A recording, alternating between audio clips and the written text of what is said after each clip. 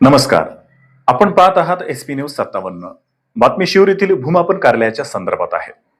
वैजापूर तालुक्यातील शिरूर येथील भूमी अभिलेख कार्यालयातील अधिकारी कार्यालयात नियमित येत नाहीत, त्यामुळे त्यांची बदलीची मागणी करण्यात आली आहे. या संदर्भात उपाधीक्षक भूमी अभिलेख कार्यालय छत्रपती संभाजीनगर यांना निवेदन देण्यात आलंय.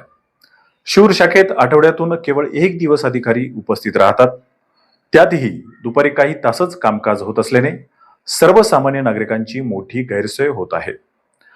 शिरूर शाखेअंतर्गत सुमारे 72 गावातील नागरिकांची कामे प्रलंबित राहत असल्याचा आरोप या निवेदनातून करण्यात आला.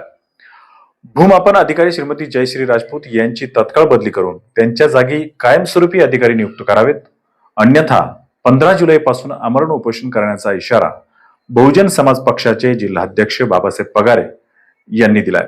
जिल्हा अधीक्षक भूमी अभिलेख छत्रपती संभाजीनगर यांना विनंती करतो का त्या मॅडमची तुम्ही तात्काळ जर बदली केली नाही. मॅडमचं नाव सांगा. जयश्री राजपूत. जयश्री राजपूत आमच्या शिरूरला भूमी अभिलेखचं एक कार्यालय आहे, त्या ठिकाणच्या त्या प्रमुख अधिकारी आहेत, परंतु गेल्या वर्षभरापासून त्या येतच नाही. हप्त्यातून एक दिवस येतात, 2-2:30 वाजेच्या दरम्यान येतात. त्यांचे काही तिथं 2-4 पंटर सोडलेले आहेत, त्यांच्या माध्यमातून ते कलेक्शन जमा करतात आणि सदरील परस्पर इकडंच त्यांचे काय आदेश असेल नसेल ते परस्पर घरी बसून तयार करतात आणि फक्त त्या लोकांना ते कागद पोहोच करण्यासाठी त्या शिरूरच्या कार्यालयात येतात, परंतु त्यांना सर्वसामान्य जनतेशी कुठलंही घेणं देणं नाही. म्हणून मी आज जिल्हा अधीक्षक भूमी अभिलेख छत्रपती संभाजीनगर यांना सांगू इच्छितो, जर त्या मॅडमची तुम्ही येत्या 8 दिवसाच्या आत बदली नाही केली तर मी तुमच्या नावानिशी मंत्रालयामध्ये आत्मदहन करील, एवढं तुमच्या चॅनलच्या माध्यमातून मी संबंधित जिल्हा अधिकारी भूमी अभिलेख यांना सांगत आहे.